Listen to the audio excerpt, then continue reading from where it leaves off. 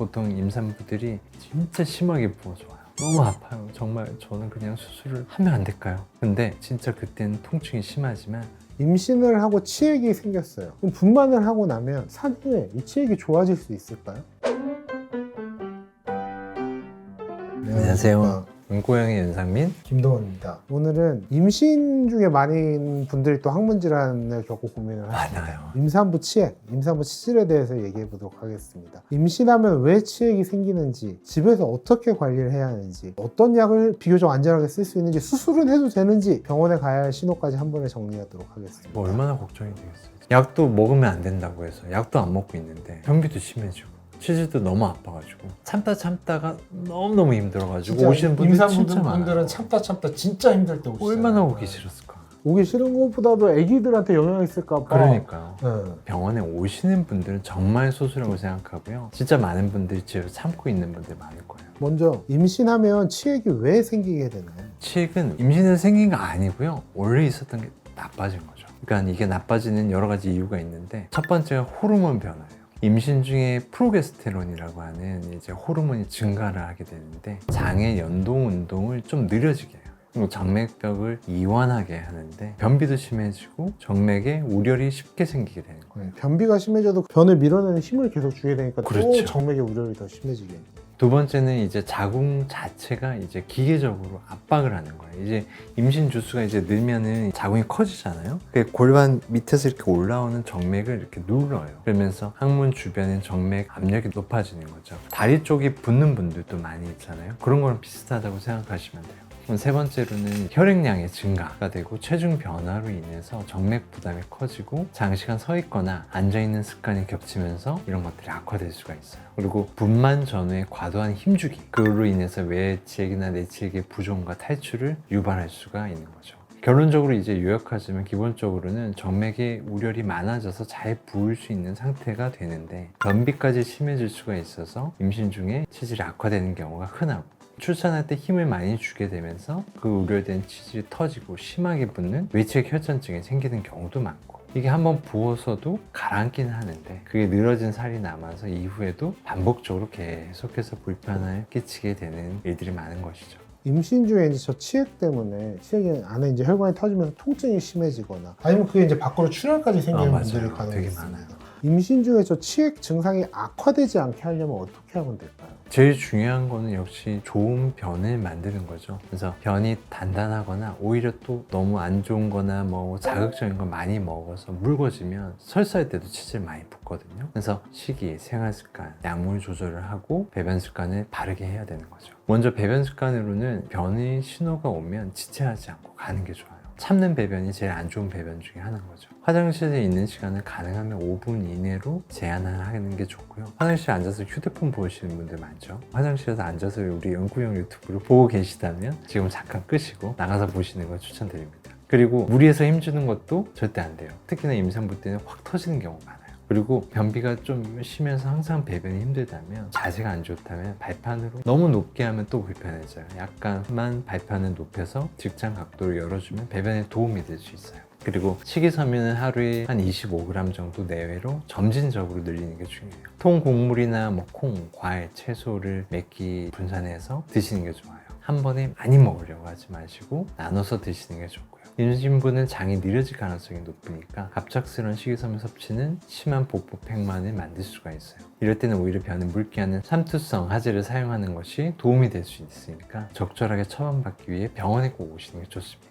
그리고 또한 수분을 한 1.5에서 2리터는 나눠 마시는 게 좋고, 따뜻한 물이나 보리차가 당연히 도움이 되겠죠. 그리고 자극적인 매운 음식이나 과도한 카페인이나 단 음식, 정제 탄수화물은 변비 설사를 모두 악화시킬 수가 있어서 줄이는 게 좋습니다. 장시간 앉아있거나 서 있는 자세를 피하고 1시간마다 5분 정도씩 걷는 것도 도움이 될 거고요. 임신 중 가능한 범위에서 걷는 양을 늘리고 케겔 같은 운동을 하는 것도 정맥순환과 배변 조절에는 유리할 수 있습니다. 이것도 중요한 팁 중에 하나인데요. 잘 때는 이제 왼쪽이 옆으로 누워서 하대 정맥의 압박을 줄여서 정맥의 우려를 완화하는 게 중요해요. 하대 정맥이라고 하는 게 자궁이 오른쪽으로 있기 때문에 오른쪽으로 누워서 하면 그게 압박이 되면서 다리나 항문 쪽이 더 부을 수 있다는 걸 잊지 마십시오. 근데 이렇게 하더라도 그게 충분하지 않은 분들도 있을 수가 있어요. 그런 경우에는 이제 임신 중에 치액 관리하기 위해서 비교적 안전하다고 알려진 옵션들을 한번 설명해 주실 수 있을까요? 어떤 약물들을 사용해 볼 수 있나요? 보통 이제 치질에 대한 약을 생각하시면 치센이라고 아시죠? 정맥의 우려를 좀 줄여주는 디오스민 제제인데요. 이런 건 임신 시에도 어느 정도는 안전하게 사용이 가능합니다. 특히 한 14주 이후가 된 이후부터는 어느 정도는 사용이 가능하지만 혹시 문제가 있을 수도 있으니 치질 많이 부어서 많이 불편할 때 전문의와 상의를 하신 후에 사용을 결정하고 시작하시면 좋을 것 같아요. 그리고 연고들 뭐 좌약 이런 거 많이 쓰는데 이런 것들은 대부분 마치 소염제 성분이라고 생각하시면 돼요. 그러면 치질을 어차피 낫게 하는 데는 도움이 되는 게 아니고 불편을 줄여주기 위해 사용한다라고 생각을 하시면 됩니다. 국소제이기 때문에 이제 몸에 흡수되는 약은 많이 적은 편이기는 해요. 하지만 내가 쓰는 약이 진짜 적절한 약인지 아닌지는 알아야 되기 때문에 전문의에게 진료를 받은 후에 사용을 시작하는 게 좋을 것 같습니다. 그리고 변비가 심해서 약을 이미 드셨던 분이 있죠. 임신하기 전에도. 이럴 때는 분명히 임신 때 악화될 수 있다고 생각해야 되고요. 우선은 꼭 임신 전후에 약을 어떻게 조절해야 될지에 대해서 의사랑 먼저 상의를 하는 게 중요합니다. 그리고 임신 시에 변비약의 식이섬유 보충제, 차전자피 같은 수용성 식이섬유 보충제는 변비 완화에 도움이 될 수 있고 비교적 안전해요. 복용할 때 대신에 물은 충분히 많이 드시는 게 중요해요. 삼투성 완화제를 임신했을 때 제일 많이 쓰는 약인데요. 마그네슘 제제, 유명한 게 마그밀, 마고 이런 것들이 있는데 이런 것들은 경우에 따라서는 사용을 많이 하고 있습니다. 하지만 이게 신장 질환이 있거나 몸에 따른 문제가 있을 때는 마그네슘 제제는 우선은 전문의와 상의를 한 후에 시작하는 게 좋습니다. 그 외에도 삼투성 하제로는 변 묽게 하는 이제 락툴로즈나 폴리에틸렌 그리고 그러니까 대장 내시경 하제로도 사용되는 PEG 성분이라고 하는데요. 이런 것들은 임신 중에 비교적 안전하게 사용을 할 수 있습니다. 특히나 락툴로즈가 그렇죠.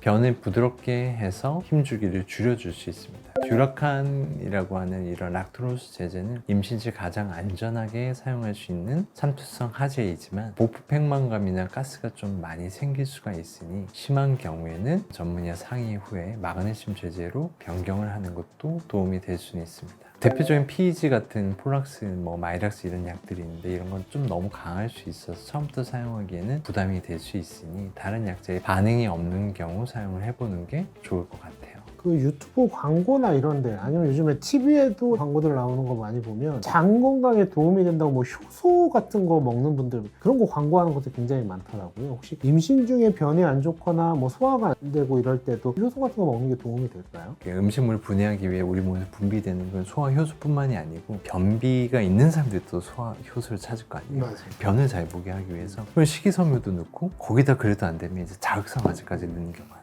특히 알로에 같은 경우에는 우리나라에서는 건강보조식품이 아무런 제한 없이 쓸 수 있단 말이에요. 막 집어넣어요. 어쨌든 효과가 있어야지 먹으니까. 근데 이게 일반인이야 어느 정도 먹어도 큰 문제가 없지만 임산부잖아요. 잘못된 걸 먹으면 안 되거든요. 그러니까 효소도 워낙에 제품이 많고요. 뭐가 옳다 그러다 좋다 안 좋다를 얘기를 다 드리긴 그렇지만 솔직히 많은 경우들이 자극성하제나 그런 것들이 많아서 추천드리지는 않아요. 뭐가 있는지 확실히 모르기 때문에.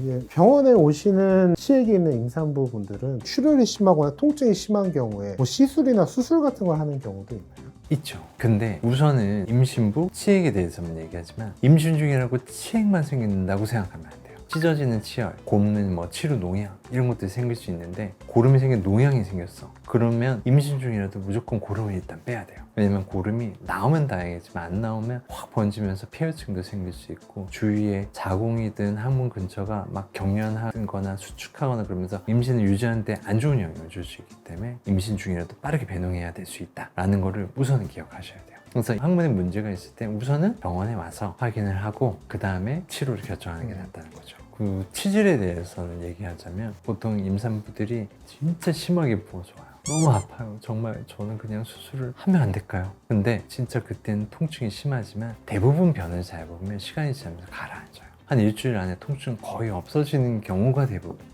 그래서 배변 조절을 하고 경과를 지켜보게 됩니다. 다만 너무너무 극심한 통증 때문에 응급으로 간단하게 그 안에 있는 혈전만 빼는 시술을 고려를 할 수도 있어요. 그러면 어떤 상황에서 이건 진짜 참지 말고 꼭 병원에 가야 한다. 체크리스트를 짚어봐 주시죠. 이제 병원에 가야 하는 경부신은 휴지에 좀 피가 묻는 정도를 넘어서서 다량으로 피가 나거나 검은 변이 날 때요. 치질이 심해지면 피가 많이 날 수도 있는데 내가 치질에 악화를 시키는 변비 같은 거 해결을 못한다면 피는 계속 날 수밖에 없거든요. 안 그래도 빈혈이 빠지기 쉬운 임신 중 상태잖아요. 더 나빠질 수 있는 거죠. 그리고 통증과 동반되어서 발열, 오한, 심한 붓기, 그리고 진물이 나기 시작해. 이럴 때는 항우지 농양 치료를 강하게 의심하고 응급으로 배농이 필요한 상태인지를 확인하기 위해 꼭 오셔야 돼요. 그리고 변비, 설사가 몇 주 이상 지속이 되고 게다가 체중 감소나 빈혈이 동반될 때는 드물긴 하지만 젊은 분들도 대장에 다른 문제가 있는 경우가 꽤 있죠. 대장암도 꽤 많거든요. 그래서 그런 것들이 있을 땐 단지 치질이라서 피가 나겠지 라고만 생각하시지 말고 꼭 병원에 오시는 게 좋아요. 그럼 복통이 심하거나 밤에 잠을 깨게 되는 정도의 통증이 생기거나 이럴 때는 임신 주수와 관계없이 산부인과, 항문외과의 평가가 필요합니다. 임신을 하고 치액이 생겼어요. 그럼 분만을 하고 나면 산후에 이 치액이 좋아질 수 있을까요? 우선은 한번 생긴 치액은 그냥 저절로 사라지진 않아요. 많이 부었던 게 가라앉긴 하지만 늘어진 상태로 남아있다가 또 반복해서 문제를 일으킬 수 있어요. 이렇게 자연분만 중에 강한 힘주기 때 부종과 혈전을 일시적으로 악화시킬 수 있고 대부분 산후 1, 2주 내에 일시적으로 악화된 게 가라앉지만 이후에도 계속해서 가라앉은 상태 유지하기 생활 습관이나 좌욕, 통증 조절이 중요하게 되는 거죠. 모유 수유 중에는 국소제와 완화제의 선택이 달라질 수 있으니까 산부인과, 소아과와 약을 쓰는 거에 대해서 확인을 하고 사용하는 게 좋고 산후에도 이런 식이섬유나 수분 걷기, 배변 루틴을 유지하면서 재발 위험성을 낮출 수는 있습니다. 하지만 이제 산후에도 한번 출산 시에 많이 붓잖아요. 이게 늘어진 채로 남았다. 그러면은 이게 이후에도 반복해서 온다면 꼭 진료를 받고 필요하면 수술적인 치료가 받는 것도 도움이 될 것 같습니다. 아까 전에 여쭤봤던 임신 전에 치질이 있다. 지금 하는 게 맞냐? 출산한 후에 또 어차피 심해질 테니 그때 하는 게 맞냐? 이제 임신하기 전에 치질 때문에 너무 불편했어요. 그런 사람들은 이제 임신하면 정말 너무너무 불편해져요. 임신 전에도 힘든 사람들은 먼저 해결하는 게 좋아요. 둘째로 임신 전에 치질이 좀 있는데 거의 불편한 게 없었어요. 그럼 어차피 출산하게 되면 조금 있었던 치질도 심해지지도 하지만 다른 치액도 또 크게 되면서 또 불편을 끼칠 수 있거든요. 그럼 그 전에 떼면 나중에 하나를 더 떼야 될 수도 있다는 거죠. 그래서 별로 안 힘들었던 분들은 출산을 하고 나서 불편한 게 있다면 그때 떼는 거를 추천해 드립니다. 말씀드린 내용을 핵심만 간단히 정리하고 끝내도록 하겠습니다. 실천 포인트 3가지로 기억해 주세요. 첫째, 임신 중에 치액은 호르몬, 자궁압박, 변비가 겹쳐서 흔히 발생합니다. 둘째, 배변 습관을 교정하고 식이섬유와 수분을 잘 섭취하고 자세 교정과 다양한 활동으로 대부분 호전이 될 수 있습니다. 다만 이런 게 부족할 땐 의사와 상의해서 변비약이나 단기적으로 사용하는 치액 약물들을 고려해 볼 수 있습니다. 셋째로 너무 많은 출혈이나 너무 심한 통증, 발열이나 농양 같은 고름 같은 게 의심되는 경우에는 지체하지 말고 항문외과나 산부인과 진료를 받으시는 게 도움이 됩니다. 오늘 내용이 도움이 되셨다면 좋아요, 댓글과 구독과 알람 설정 부탁드립니다. 감사합니다. 감사합니다.